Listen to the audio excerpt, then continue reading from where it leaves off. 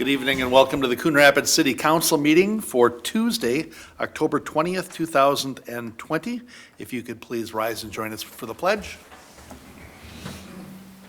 I pledge allegiance to the flag of the United States of America and to the republic for which it stands, one nation under God, indivisible, with liberty and justice for all.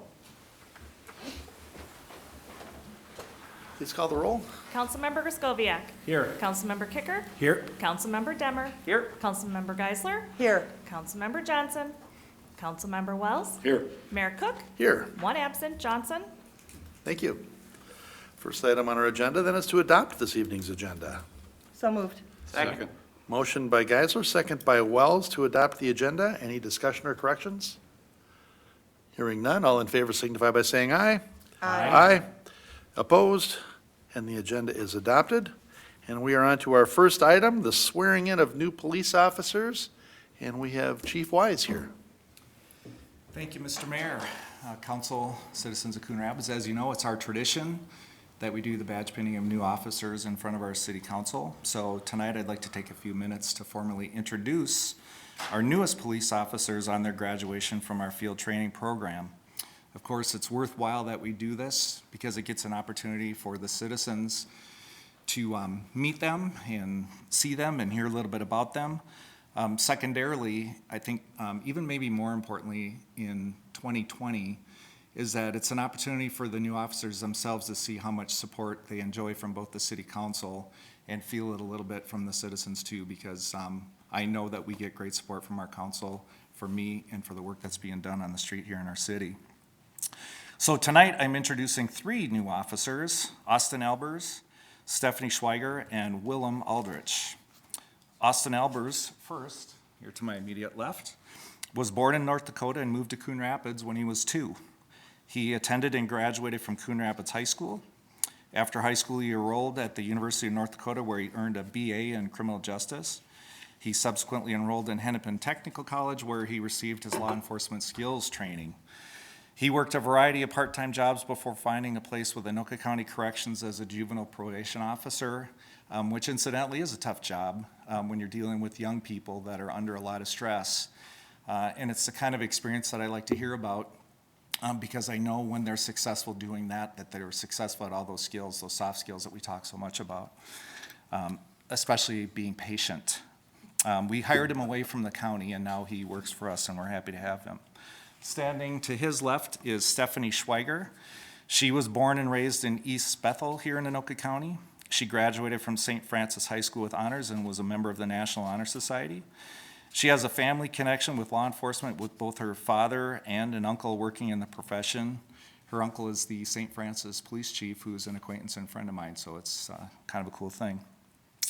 Stephanie enrolled at Minnesota State Mankato, where she earned a BA in corrections with a minor in psychology. You know, once again, we talk about those soft skills that are important to us. She subsequently received her law enforcement skills training at Hennepin Technical College. Stephanie also worked a number of part-time jobs before landing a position with Hennepin County, where she first worked as a probation officer and then transferred to a corrections deputy. Again, her background there was a tough test. Dealing with people in trying situations where you learn those verbal skills to address what are many times volatile situations. Again, it's a good crucible for preparing her to be here. And to her left is Willem Aldrich. Willem was born and raised in Duluth, Minnesota, where he graduated from Duluth East High School. Willem enrolled in Fond du Lac Tribal and Community College, where he earned an AS degree in law enforcement. He also received his skill training there. William, too, worked part-time jobs, a number of part-time jobs, with one being with, that caught my attention when I looked through his background investigation. You'll figure out why immediately. He worked for Midwest Energy Resource, which was a coal processing facility in Superior, Wisconsin. The reason I bring up that job in particular, as in his background packet, our investigator made note of a conversation he had with one of Willem's former supervisors, who said about Willem, quote, "He was a solid, hardworking young man who even got along with crusty old longshoremen." A sentence like that sounds like probably the highest praise one could receive working in a coal processing facility. His desire for police work was also fueled by his family, with his dad working a career as a deputy. And Willem went from coal to hospital security to us here at Coon Rapids. So as always, we're very happy to have Austin, Stephanie, and Willem become members of our department. Their first day of parole as patrol officer trainees was back in April, day one of which was masked in the midst of a pandemic. Quite a big challenge, but they faced that head on from the very beginning. Since that time, they've been trained and evaluated on a daily basis.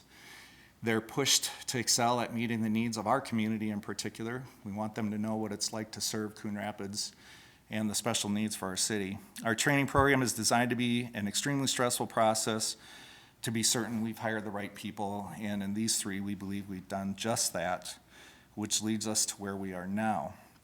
So Austin, Stephanie, and Willem, tonight you're officially graduating from our field training program. Symbolically, we removed your trainee badges, as you've now earned your permanent badges of 169, 170, and 171 respectively. And I always say the same things. There's two things about these badges that I want you to remember. First, it represents the faith and the trust that your peers have in you that invested so much time and effort into getting to where you are today. But second, and most importantly, never forget that this badge belongs to the citizens and they're entrusting you with it. And it's a somber honor that you have. And we appreciate the sacrifice you're willing to make to wear it and trust that you will do your best to serve our community. So, with that, you've become members of a proud organization of dedicated professionals. And on behalf of that organization, I welcome you into our police department family and know that your peers and colleagues will do everything they can to help you all be successful. So with that, the first pinning will be of Austin, and it'll be his father, Dwight Albers. So actually I have you step to the center here.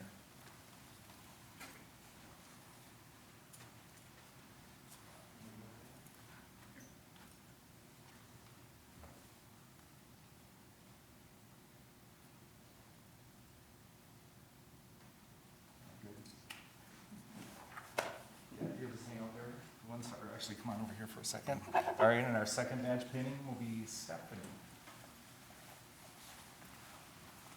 And Stephanie will be pinned by her father also.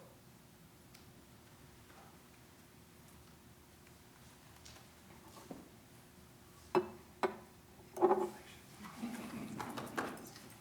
right, Dad, if you'll stay over, you're going to go over here too. And then third will be Willem, and his mother, Nancy Peterson, will come and yeah.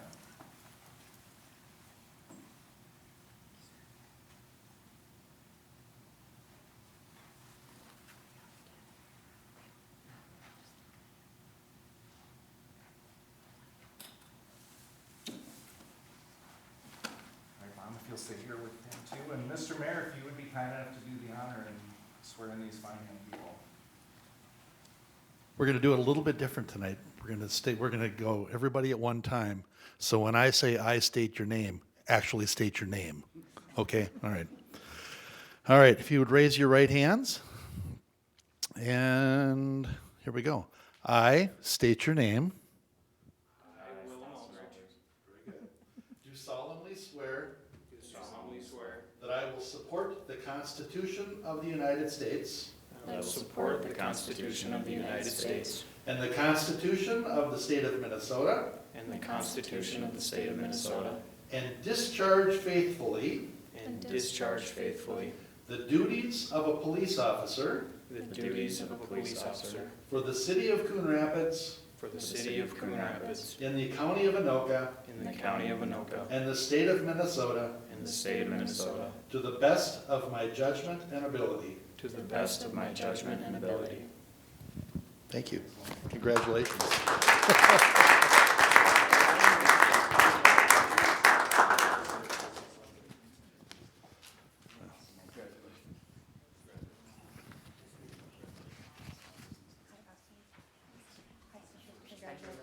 Thank you so much.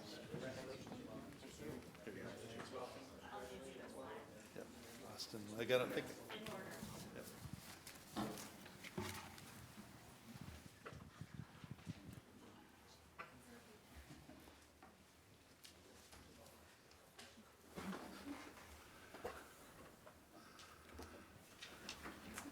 can't imagine how full the chambers would be with 3 officers being sworn in pre-COVID. Stay tuned when it's 4, You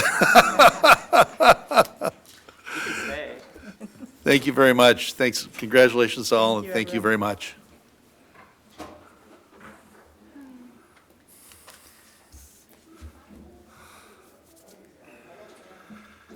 Well, I guess they're here for them. Yeah, anybody here for open mic? Yeah. All right, second item on our agenda this evening is the approval of the minutes from the October 7th, 2020 meeting. Your Honor, Councilmember Kicker, I make a motion to approve the minutes of the October 7th, 2020 meeting. Second? motion by Demmer, second, by Kicker, second by Demmer.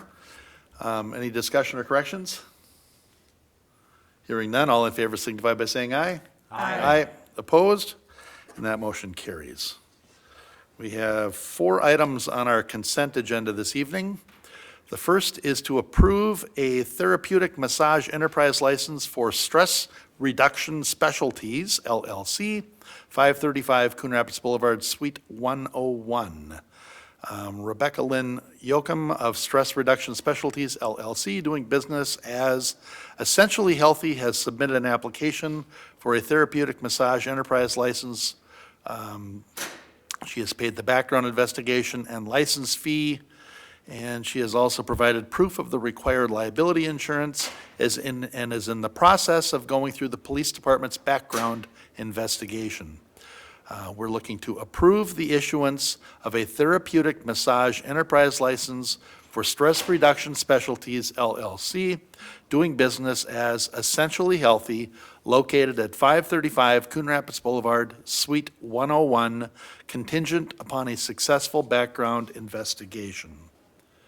Next item on the consent agenda, which is item 4 on this evening's agenda, is to adopt Resolution 20-93, approving a joint powers agreement, access to BCA data. The city attorney's office currently uses the BCA, which is Bureau of Criminal Apprehension, e-charging process to charge criminal complaints. The state of Minnesota and the city had previously entered into 2 agreements, an amendment to the Criminal Justice Data Network, CJDN, subscriber agreement, and joint powers agreement authorizing the use of e-charging by the city. These agreements expire at the end of 2020, so we're looking to enter into a new 5-year agreement with the state to allow continued access to the BCA e-charging process. The agreements set the standards and policies the city must follow in order to access the BCA's e-charging system. So this is a 2-part. We're looking to adopt Resolution 20-93, approving the State of Minnesota Joint Powers Agreement for CJDN access, and approving the Court Data Services Subscriber Amendment. And secondly, to authorize the mayor and the city manager to execute the BCA Joint Powers Agreement and amendment to the CJDN Subscriber Agreement. Anytime there's law enforcement, it's always lots of initials. All right. Next item on our consent agenda, which is item 5 on this evening's agenda, is to accept a right of entry agreement with 211 CRW LLC. At its regular meeting held January 21st, 2020, the City Council approved an amendment to a PUD to demolish the Famous Dave's located at 3211 Northdale Boulevard and redevelop the site with a multi-tenant commercial building and a bank. The right of entry agreement allows the city to enter onto the property to maintain the water main system for public safety purposes, including hydrant flushing twice per year and exercising of the gate valves. The water main system within the site is considered private, and the property owner will continue to own and maintain it. This right of entry agreement simply provides the city the ability to ensure appropriate public safety. So we're looking to accept the attached right of entry agreement with 211 CRW LLC for the redevelopment of the Famous Dave site at 3211 Northdale Boulevard. And then the last item on our consent agenda is to approve the recycling center staffing agreement with Atlas Staffing Incorporated. The Coon Rapids Recycling Center contract staffing for its daily needs at the facility. An annual contract with Atlas Staffing Incorporated was approved by the City Council November 6, 2019. Atlas has proven to be a great fit at the recycling center, and staff would like to renew the contract from November 1st, 2020 through November 1st, 2021.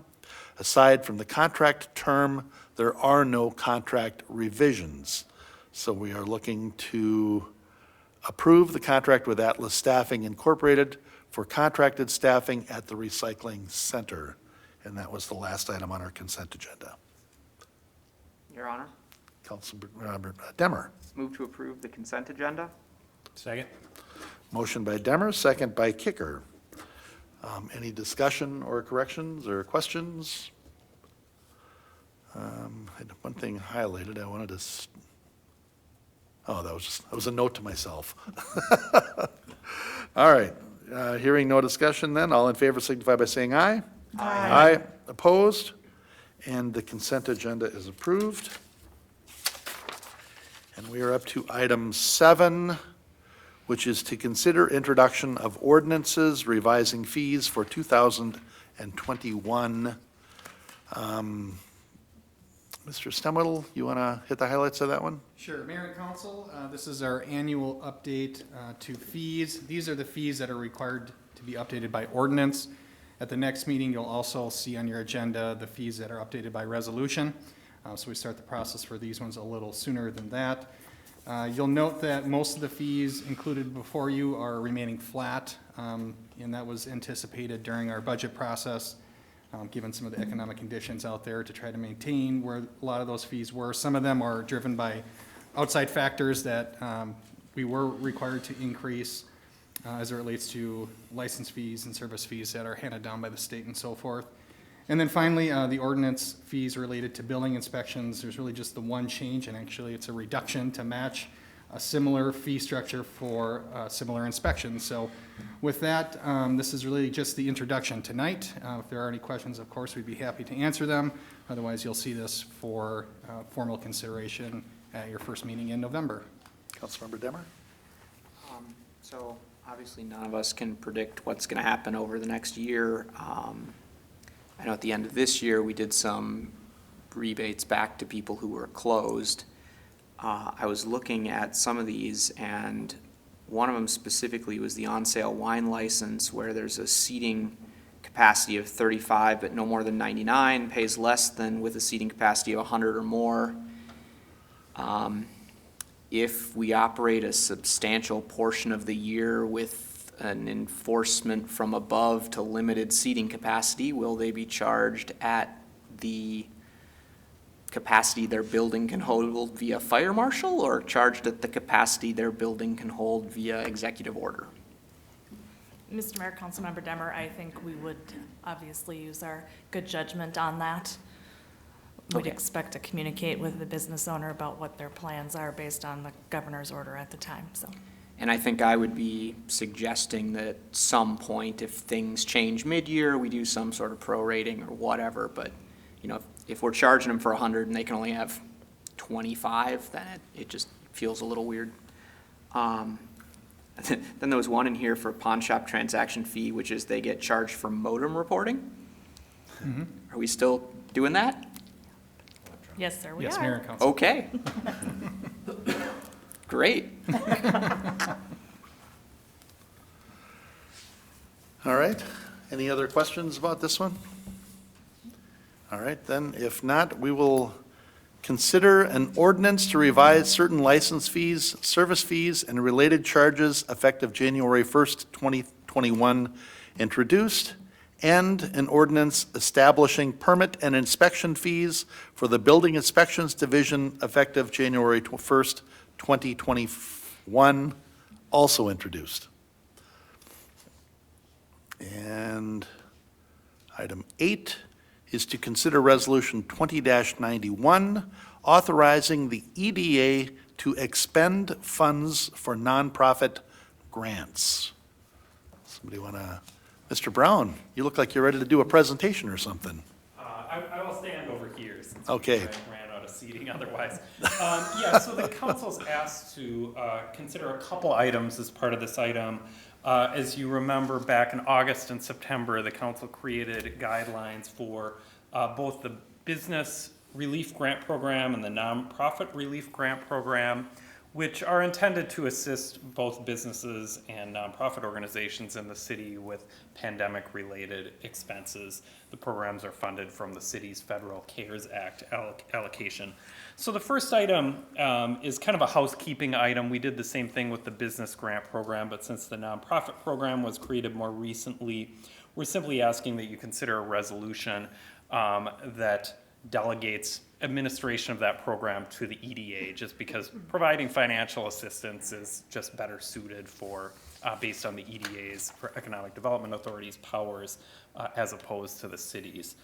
The second item we're asking you to consider is an amendment to the Business Relief Grant Program guidelines. And in addition to what is stated in the memo, we'd also like you to consider the same amendment for the nonprofit grant programs guidelines, and that is authorizing the executive director of the EDA to allow for increased grant amounts to those applicants who had demonstrated greater expenditures than the initial grant amount. So for the business grant program, we allowed grants of up to $15,000 for those businesses that employ up to 20 employees. Those businesses that have between 20 and 100 employees are eligible for up to $30,000. So we have basically, we're proposing now that we have a better handle on what we're actually going to be spending on these programs, is that those amounts are increased to $20,000 and $35,000, and the maximum grant amount for the nonprofit program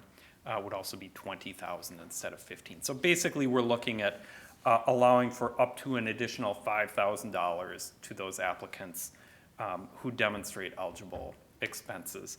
As of today, on the business program, we've, and that application window was close to a month ago now, but we received approximately 90 applications. As of today, approximately 65 of those are approved, ready to go. We have not yet communicated with the applicants, but plan to do so yet this week once we have a good handle on where we're going to end up. Of those remaining 25, some are still in the review process. They had to provide some supplemental information. We do expect to fund a large number of those. There were some, though, that were ineligible, and also a handful, about 6 or so, we simply haven't heard from when they were asked to provide some additional information. So we'll be following up with those. We definitely want to make sure that everyone who is eligible is receiving funding. So all told, we're at between about 1.1 and 1.2 million committed to that program. We had originally planned on about 1.6 million. So with those additional funds, we will likely get a little bit closer to that 1.6 million. On the nonprofit program, we did only receive 6 applications, so the total amount going toward that program will be around $100,000. So we can certainly answer any questions, but ask you to consider that resolution and also that amendment to the program guidelines. So, Mr. Brown, our next council meeting isn't until November 4th. Is there any modification that you think we might need to make, or any for the nonprofit one, I guess I'm wondering about? Because I don't remember what the overall deadline is for spending the money, but if all of a sudden tomorrow you go, hey, you know what, if all we do is tweak this one thing on the nonprofit grants, you know, it would open this up more. Is there something we need to consider? Is that a question? I think it's a question. Mayor and Council, I can attempt to answer that. The city must spend the funds by November 15th. And so the timeline's getting fairly tight to make adjustments here in the last few weeks. You know, if there were something in terms of receiving new applications, because we have to do some due diligence on the back end. So I think we'd have to determine that pretty quickly. I suppose if council wanted to provide the executive director of the EDA to consider appeals to that application period, there might be something we could try to determine here fairly quickly. But really, if we don't get that information in soon, like in the next week, we're not gonna have time to both do the due diligence period and issue the checks before November 15th. Yeah, and I don't know what numbers we were anticipating, but it just seems like 6 isn't very many, considering how many nonprofits we have in town. And I'm just wondering if there was some stumbling block that we missed, that we put in there that we missed, I don't know. Or, Mr. Mayor, have we been contacted by any nonprofits, saying that they would have liked to have applied, but because of some reason? If we haven't heard from anybody, I don't know how we could try and change it if we don't know. No, we did not receive any calls or emails with questions about the program. Obviously, the application was pretty straightforward. It was a one-page online form. With the business program, I know we got a handful of questions. With the nonprofit program, we really didn't get any questions. There was something that clearly eliminated everybody right away, and I'm just wondering what that was. But, okay, all right. You're thinking of a workaround there, Mr. Stemmer? Trying to. Always trying. It would be fair if you did want to amend that amendment language to allow some additional flexibility. We could kind of talk internally whether it makes sense to somehow open that application window again for a very brief period of time, or consider what would work. As Mr. Stemwedel said, we are in a bit of a time crunch on spending these funds, and we'll have to make some decisions in the next week or so.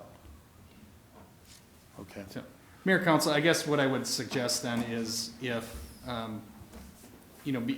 we weren't aware of the potential issue that people might have been disqualified for some reason, so we could probably in the next day or two reach out to some nonprofits just to understand why they may not have chosen to submit an application.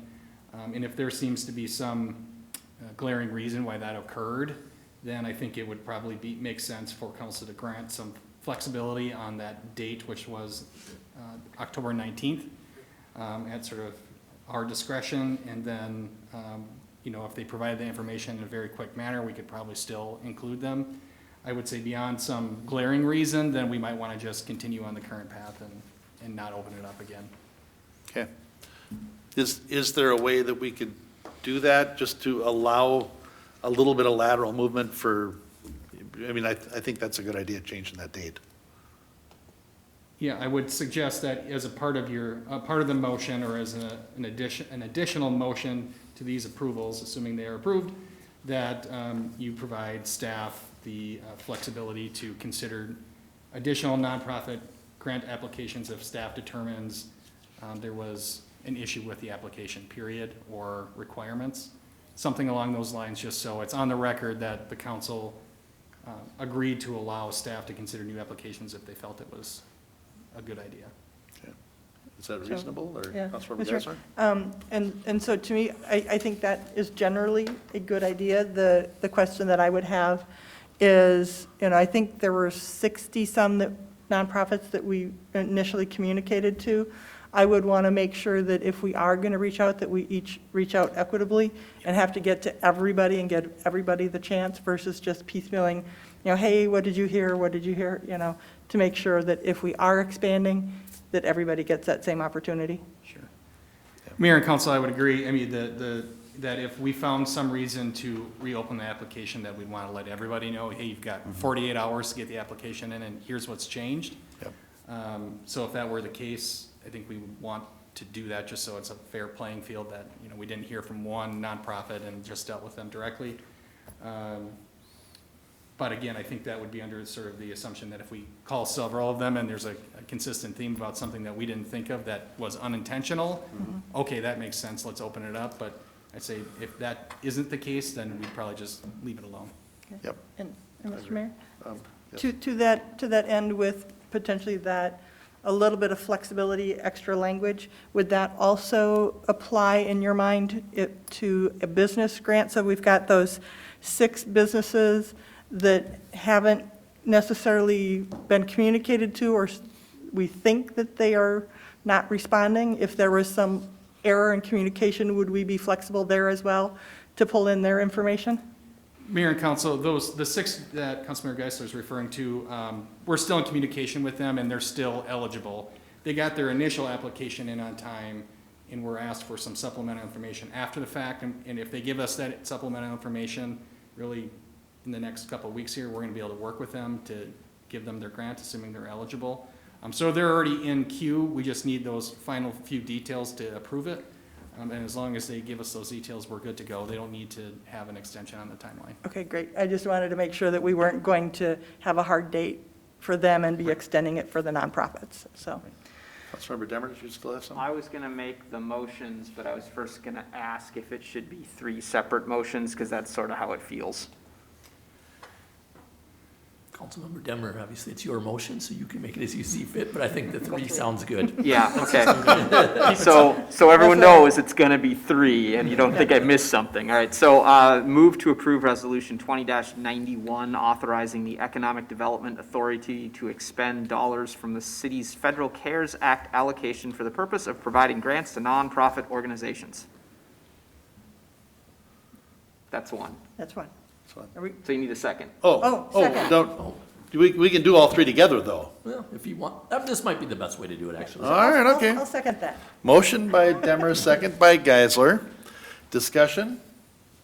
Mr. Stemwedel? And I just want to make clear for the record, or the intent of Councilmember Demmer, that that would include providing the authority to increase the amount of the eligible grants from $15,000 to $20,000, assuming the nonprofit provides that. So that's where what I was worried about was that this one had to be a resolution, because it's a written resolution, and that those other things are amendments, and so I had to do them, that is number 3, once the resolution Okay. had passed. Okay. So that was why I was doing it as 3. So we passed the resolution and then we amended. I don't know if that's right. Okay, Okay, Okay. we're good. Robert's rules. Sounds like Wade's rules. Yeah. It just seemed like a weird and also to me, since they are both resolutions. Fair enough. All right. Any other discussion? Mr. Mayor, Councilmember Kraskowiak? I think before we do that, I do think that if it's tied into increasing and amending the Coon Rapids Business Grant Guidelines and increasing that 5,000, if you feel there was something in the application process for the nonprofits that exempted a lot of people or ruled them out, wouldn't we want to make sure that that's cleared up first before we amend and say we're going to give higher amounts to the business? Because we want to get to the 1.6, of course. We want to try to get this money out into the community, but if there, of the 65 nonprofits, if only 6 came in, and actually there might be 30 that are eligible, we might want to think about using those funds before we amend and go higher on the business grant. Does that make sense? Yeah, I think we still have the money, though, don't we, Mr. Stemwedel? Mayor and council, correct. We didn't set a hard budget for the nonprofit grant program. I think we were anticipating more like 20 applications would come in, and that we'd end up, I don't recall, it was between $500,000 and $600,000, something like that. Oh. So with 6, there's still quite a bit of capacity, and I think as part of that approval, we did say that the city manager had the ability to use additional CARES Act funds within sort of the same ballpark of that allocation to make more awards if needed, just because we knew if we're at $550,000, we only budgeted $500, well, there's no reason to come back to council because the money's already there.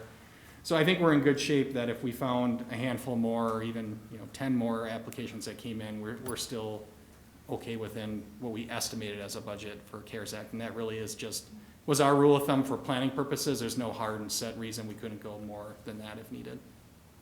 Okay, that makes sense that it was 2 separate funding sources. Yeah, it Okay. was, yeah. It's not just a single. Okay, thank you. We're still in discussion, you know that. Okay. Any other discussion on that one? Hearing none, all in favor signify by saying aye. Aye. Opposed? And that motion carries. Councilmember Demmer? Yeah, the more I think about it, maybe this one can just take both of them, so we don't have to do that again. So, move to amend the Coon Rapids Business Relief Grant Program guidelines to allow for increased grant amounts subject to availability of funds and demonstration of eligible expenditures by applicants. And also, move to amend the Coon Rapids Nonprofit Relief Grant Program guidelines to allow for flexibility for deadlines, enabling the staff to reach out to businesses or nonprofits, and also flexibility for eligibility requirements. Second. Motion by Demmer, second by Geisler. Did you get that one? Mr. Mayor, yes. Thank you. Deadlines and eligibility. Got it. Okay. All right. We have motion and a second. Discussion? Mr. Mayor? Councilmember Demmer, repeat that word for word. Oh, Councilmember Wells would like you to, Too bad. any discussion? Mr. Mayor? Councilmember Gruszkowiak? Maybe a question for Matt. Of those 90 applications, 65 okayed for the business, are you seeing that most of them clearly demonstrated that they have reimbursable expenses over that 15 and over that 30 mark? Or does our administrator going to have to kind of reach back out to them, and how does that work? Yeah, we believe that we will not have to reach back out to the businesses. There were some in the 10 to 15 neighborhood that had expenses that were under the amount, under the original amount. Even they simply didn't have enough expenses. Most of the remainder clearly had expenses in an amount that well exceeded the original grant amount. Okay, I just wanted to make sure that if they applied for 15, we're not going to automatically send them 20 and then put them in a position where, we're not eligible anymore and pay back or claw back or whatever. Or, Mr. Mayor, I think Councilmember the Geisler. other question would be is anybody who said, well, the program was only for 15 and only submitted things up to that dollar amount where they could potentially have had other expenses that they didn't give us because they stopped providing information because there was at the limit. So, Mayor and council, in that regard, staff did discuss that scenario because there were some organizations that were kind of right over the $15,000 amount. We did ask for kind of the full picture of their expenses and revenues and then what those costs were. So we felt like up front we did ask for that information. And in only maybe one or two cases, it seemed like maybe the organization was targeting that amount. And I think at this point, it might be difficult to go back and kind of have them redo it under the timeline. So I guess it was our suggestion that we, whatever they sent us, we'd base the potential for an increased amount on that amount. And I guess if they only showed an extra $500 and that's all they got, but they had a lot more than that, really, they have an opportunity to provide that information. If it seems like there's additional information that we could get, we could try to seek that out, but there was very few in that category, if maybe just one, actually. okay, So, thank you. yeah. Okay. Any other discussion on that? We have a motion and a second. Hearing none, all in favor signify by saying aye. Aye. Opposed? And that motion carries. And we are at the open mic, thank you, Mr. Brown. We're at the open mic portion of the meeting. We only have one candidate. Pat, got anything for us? Nope, good, okay. All right. I don't have any reports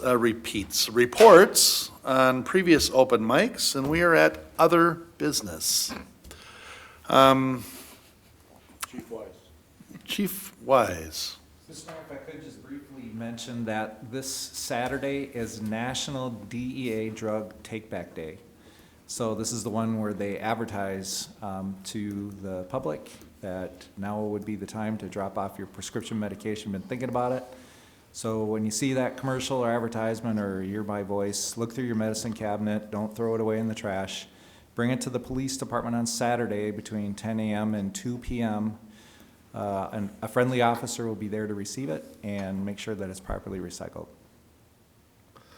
They don't even have to get out of their car, right? I mean, No. don't they go right out to the car and grab it when they pull up? Officer will be right there. And actually, I guess I misspoke, not recycled, destroyed, be incinerated. Recycled, that's a careless word, so. It's a new department. We resort that stuff. There's so much pressure talking here, so. All right, thank you. So that's this coming Saturday, whatever that The date is. 24th. 24th, thank you. 24th, 10 a.m., 2 p.m. All right, very good.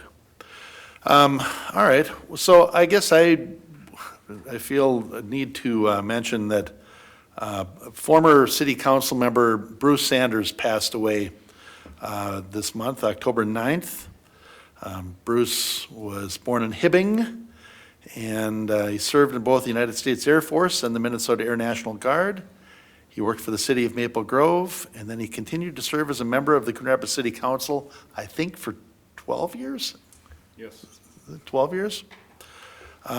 He was also the commander of the Coon Rapids American Legion Club, a dedicated father, loving husband, served on several of our commissions, including our Planning Commission, Civil Service Commission, not sure what else.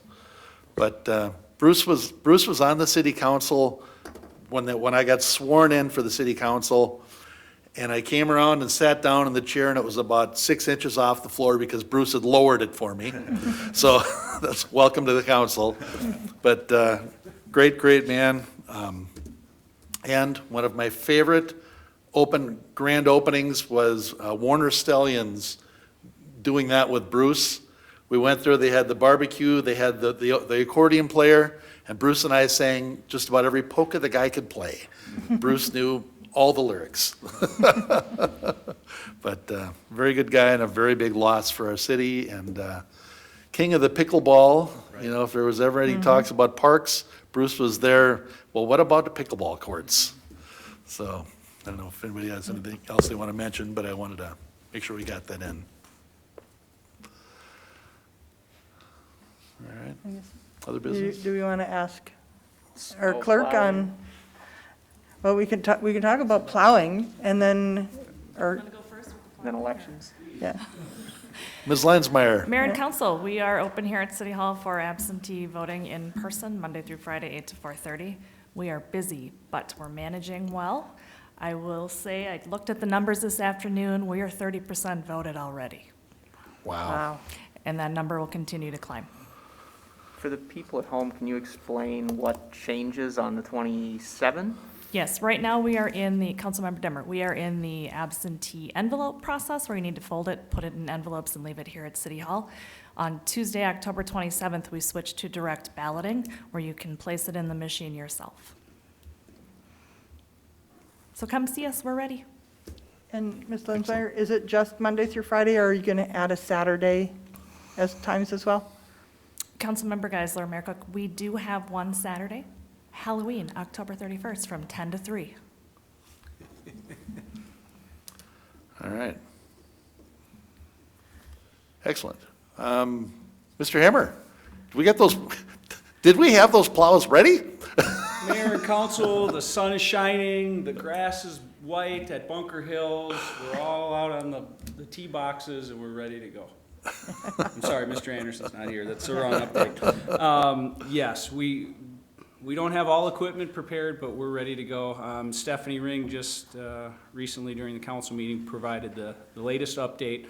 We were gonna come back a little bit later than normal, but we're not gonna have a repeat of prior year where you get that first slop and you get the ruts. And so we're starting at 2:30 a.m., full plow, whole city. We're gonna get it done this time. So we've exceeded what we needed. The conditions aren't great. We've been out there on all the mains up until rush hour, so those are in good shape. We got the parking lot done for the big crowd that we had tonight. But we will be back at it at 2:30, all staff, all cul-de-sacs, all roads. It's all gonna get done. I looked at the forecast and said, you're not looking at a 40 for another couple of weeks, so it's not worth it. And it'll be challenging in that there's some recon not done yet. The final lift of asphalt isn't. We've got some high iron. It'll be a challenge, but we're gonna do it. Mr. Hammer, what are they doing to the new bridge on Hanson? It looks like they busted out the whole sidewalk on the northwest side. Was it defective or something? Yeah, Mr. Mayor, I won't get into all the details. It's a punch list item. There was an error with construction. We decided we're going to get it done right. And so we're just, the timing wasn't perfect, certainly. I talked to them earlier about having a detour up, if that's not already there, for the pedestrians to make sure that they can get to one side or the other. But yes, that's all the contractor's responsibility. They're taking care of that. Okay. Yeah, I I'll figured it was a just- contractor. I was just wondering what happened, but, okay. Just a couple more brief updates for you. Riverdale Drive, we had the issue a couple weeks back as far as the road closure.